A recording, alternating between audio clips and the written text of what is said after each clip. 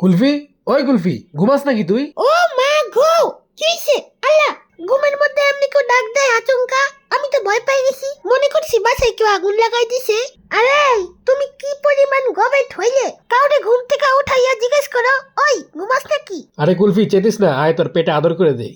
আদরের গোষ্ঠী মারি, আমি চেতলে কাউরে না আর ছাড়ি। তোমার মতো শয়তান রে আমিও সাইজ করতে পারি। পাইছি তোমার হাত, এইবার অনেক জোরে একটা কামড় মারি। আউ!